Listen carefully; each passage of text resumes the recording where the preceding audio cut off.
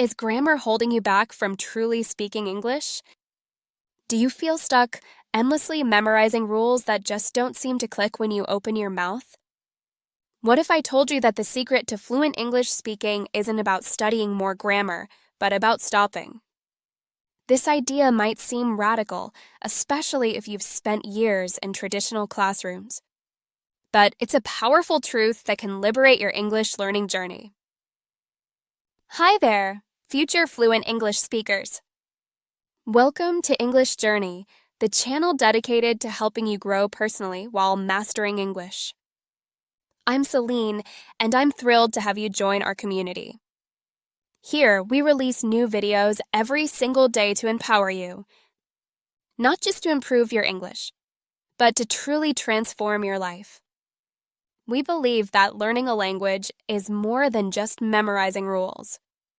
It's about embracing a new way of thinking and communicating, and ultimately unlocking your full potential.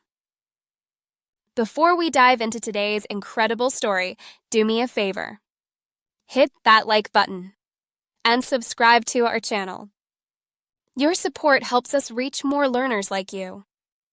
We've got some powerful insights coming your way, and a fun, short quiz at the end to help you cement your learning. So, let's get started on a journey that might just change the way you think about English forever. Don't study grammar rules. Unlock your natural English voice. For years, we've been told the same thing. Grammar, grammar, grammar. Study it, memorize it, master it. This has been the conventional wisdom in language education for decades, perhaps even centuries. But what if that conventional wisdom is actually slowing you down? What if it's creating more frustration than fluency? Today, we're going to explore why focusing on grammar rules might be counterproductive, and what you should do instead to truly unlock your English potential and speak with confidence and natural flow. The illusion of grammar mastery. Think about it. How long have you been studying grammar rules? Years, right? You've learned about past tense, present perfect, future perfect progressive, infinitives, gerunds, relative clauses. The list goes on. You can probably tell me the rules for each, maybe even ace a grammar test. But then, when you try to speak, do you find yourself hesitating, translating, and still making those basic mistakes? You're not alone. Many English learners know more grammar than native speakers do, yet they struggle to speak fluently and automatically. Why? Because native speakers don't think about grammar rules when they speak. They just use the language automatically. When you speak your own native language, do you pause to think about verb conjugations or noun declensions? Of course not. The language just comes out. This is the level of automaticity we aim for in English. Here's the powerful truth. Learning a language is not like building a house where you lay a foundation of grammar and then stack bricks of vocabulary. It's more like a jelly, an amorphous, fuzzy thing that you gradually become familiar with. Things slowly become clearer, not because you've mastered a rule, but because your brain is naturally acquiring patterns. It's a process of gradual evolution, not rigid construction. The natural order of language acquisition. One of the most fascinating concepts in language learning is the natural order of language acquisition, a principle put forth by Stephen Krashen. This theory suggests that we acquire language structures in a specific, natural sequence. This order isn't heavily influenced by teachers or textbooks, and it may vary slightly depending on your native language and the language you're learning. For example, in English, the third-person singular, s, he goes, is often taught very early. Yet, many non-native speakers find it incredibly difficult to consistently use it correctly in spontaneous speech, even after years of instruction. It doesn't affect comprehension if you miss the S, but it's a habit that takes time to acquire naturally, becoming ingrained in your brain. This illustrates that some habits in a language simply take longer to acquire, regardless of how basic they are. Consider how children learn their first language. They don't study grammar rules. They learn from natural phrases and massive exposure to the language around them. They make mistakes, like saying I eated instead of I ate. But eventually, through continued exposure and interaction, they naturally correct themselves. No one corrects them explicitly about the grammar rules, and yet they develop correct usage. This happens because the brain is highly skilled at recognizing patterns and forming its own rules. Your brain is designed to recognize patterns. When you immerse yourself in the language, your brain will start to form its own rules, its own understanding of how the language works, without you consciously trying to memorize them. This is a more efficient and natural process than rote memorization. Why focusing on grammar rules is counterproductive? Why, then, do so many traditional language learning methods focus on grammar? There are several reasons why pouring all your energy into grammar study can actually hinder your progress. 1. It takes too much time away from more useful activities. Time spent on grammar drills and tests is time not spent on massive listening, reading, and eventually speaking. These are the activities that truly build your fluency and natural understanding of the language, by giving your brain the input it needs to form patterns. 2. It's often linked to tests and creates tension. Grammar instruction often means quizzes and tests. This can introduce a sense of failure and the pressure to nail things down, which isn't how language acquisition works. Language learning is a gradual process of developing connections and patterns in your brain, not about acing a test. This tension, or affective filter, can actually block learning. 3. It creates an affective filter. When you're constantly thinking about grammar rules while speaking, it creates mental blocks. You hesitate. You speak slowly. And you might not even be fully present in the conversation. Imagine trying to remember a complex rule about German past participles every time you spoke. It would be impossible to speak naturally. True fluency comes from relying on your habits and instincts, not from trying to recall a specific rule. 4. It limits your exposure to varied content. Grammar instruction often focuses on a limited set of rules and examples. Your brain learns less when it's repeatedly exposed to the same information. To truly build language competence, you need to encounter usage patterns in a wide variety of contexts.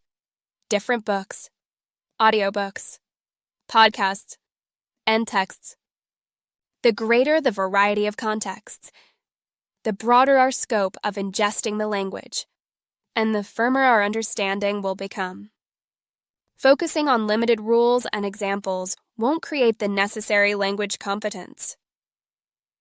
What to do instead? The English journey approach.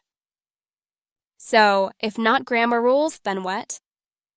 The answer lies in natural immersion and consistent engagement.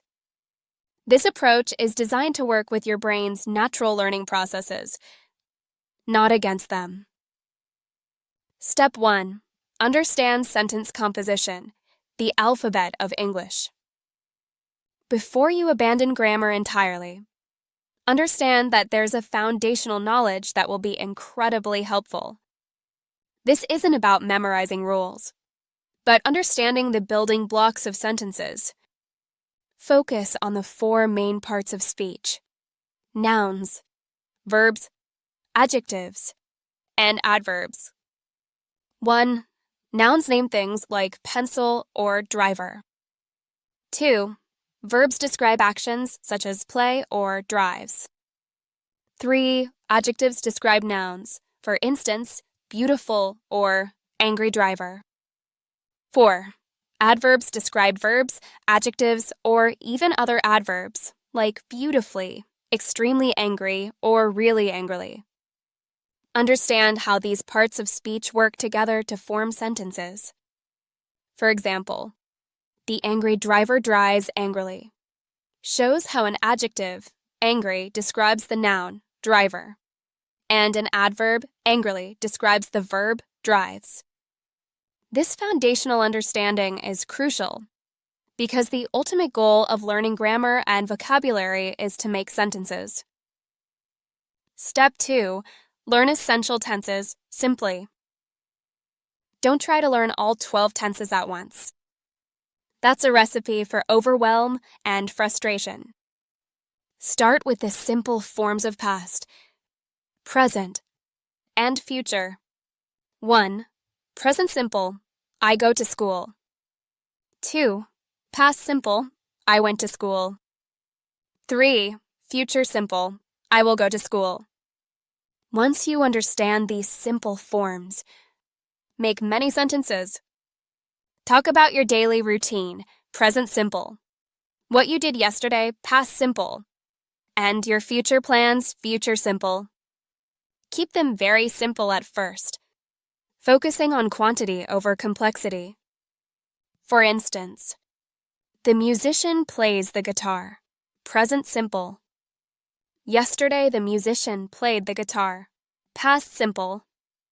Tomorrow the musician will play the guitar, future simple. Step 3. Play with sentences. Get creative. Now, this is where the magic happens and your understanding truly deepens. Take those simple sentences and start adding parts of speech you learned in Step 1. This isn't about rigid grammar rules, but about being creative and expanding your expression. Take, the musician plays the guitar, present simple. Add adjectives and adverbs. The very talented musician plays the guitar really beautifully. See how adding just a few words brings the sentence to life? Do the same for past and future tenses. Yesterday, the musician played the guitar. Past simple. Add, yesterday, the great musician played the guitar awfully.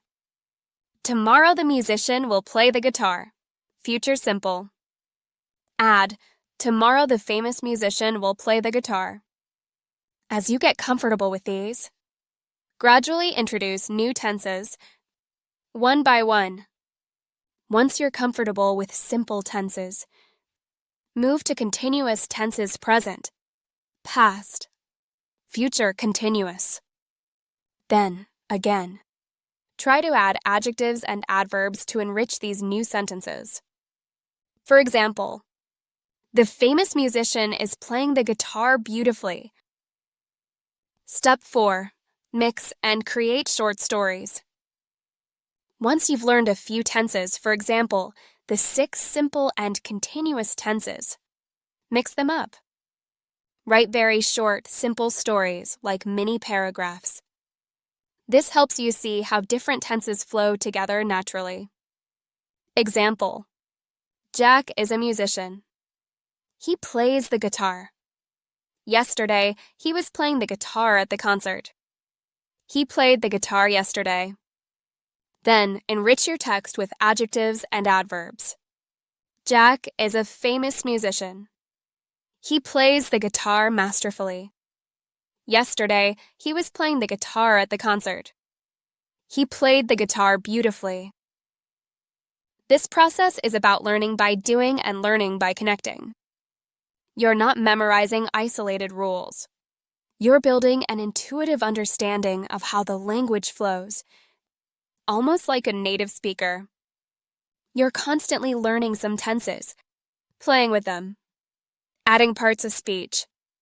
And then when you've played enough, you add new tenses, new parts of speech, and new vocabulary, continuing the cycle until you master them.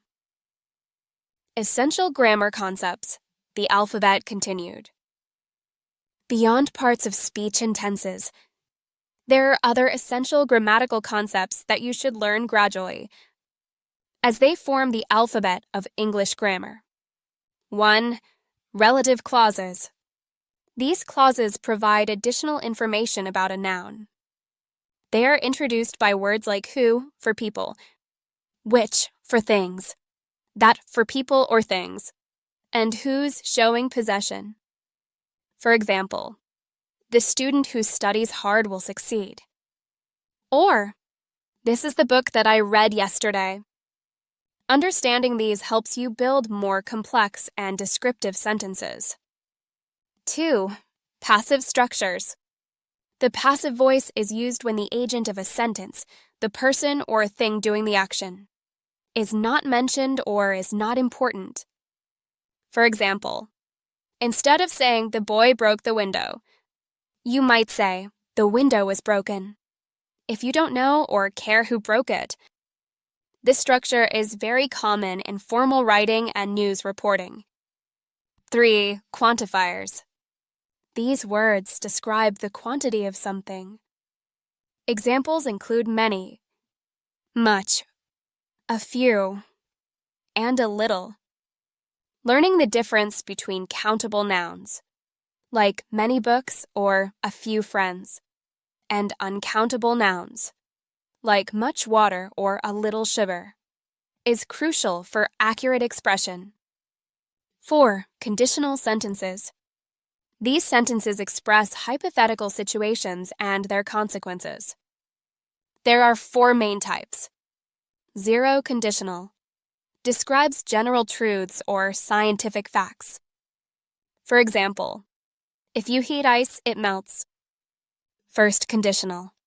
Describes a real and possible situation in the future. For example, if it rains, I will stay home. 2nd conditional. Describes an unreal or unlikely situation in the present or future. For example, if I won the lottery, I would buy a house. 3rd conditional. Describes an unreal situation in the past. For example, if I had studied harder, I would have passed the exam. You should also be aware of mixed conditional sentences, which combine elements of different conditional types. 5. Infinitives and gerunds. These are 2 forms of verbs that can act like nouns. An infinitive is to plus verb. For example, I like to swim. A gerund is verb plus ing. For example, swimming is fun. Knowing when to use each form is essential for grammatical accuracy. These concepts, along with tenses and parts of speech, form the alphabet of English grammar. Learn them little by little, step by step. Add them to your knowledge. Mix them up. Make different sentences, and write short stories. This integrative approach helps you build a solid foundation, without getting bogged down in abstract rules. The power of massive exposure. The real secret to acquiring language, including its grammar, is massive exposure. This means consistently putting yourself in situations where you are surrounded by English. 1. Listen, listen, listen. Immerse yourself in English audio, podcasts, music, movies, conversations. The more you listen, the more your brain picks up on patterns, rhythms, and correct usage. Don't just hear the words. Try to comprehend the meaning within the context. 2. Read, read, read. Read everything you can get your hands on. Books, articles, online content. Reading exposes you to a wide variety of sentence structures and vocabulary and context. Your brain is naturally good at forming patterns from this input, even subconsciously. 3. Vocabulary is key. While grammar is important, vocabulary is often the biggest obstacle to comprehension and fluency. The more words you know, the more meaningful listening and reading you can do. common words will show up more often, and you'll acquire them earlier and naturally. 4. Speak, even with mistakes. Don't wait until your grammar is perfect to speak. Embrace mistakes as part of the learning process. The more you speak, the more you solidify your habits and gain confidence. Communication is the goal, and mistakes are simply stepping stones. Remember, your brain is incredibly powerful. It's designed to learn by recognizing patterns and acquiring habits. Give it enough input, enough varied experience, and it will develop its own highly efficient rules for language usage, far more effective than any rules you try to consciously memorize. This approach will lead to more natural and automatic English speaking, allowing you to truly express yourself without hesitation. Recap and takeaways. Let's quickly recap the key takeaways from today's motivational story. 1. Stop obsessing over grammar rules. Traditional grammar study often hinders fluency and creates mental blocks. 2. Embrace the natural order of language acquisition. Your brain learns language in a specific sequence, and it will pick up patterns from exposure. 3. Focus on foundational sentence composition. Understand parts of speech, nouns, verbs, adjectives, and adverbs, and how they work together. 4. Learn essential tenses simply. Master the simple past, present, and future first, then gradually add others. 5. Play with sentences and create short stories. Actively apply what you learn by making diverse sentences and simple narratives. 6. Prioritize massive exposure. Listen and read extensively to give your brain the necessary input to form its own patterns and habits. 7. Vocabulary is crucial. A larger vocabulary enables more meaningful listening and reading, which in turn helps your grammar. 8. Speak confidently even with mistakes. Practical application is essential for developing fluency and integrating what you've learned. I hope this has been an eye-opening and empowering message for you. If you found value in this video, please give it a big thumbs up and subscribe to English Journey. Don't forget to hit the bell icon so you don't miss our daily videos. Your engagement helps us continue to create content that transforms lives.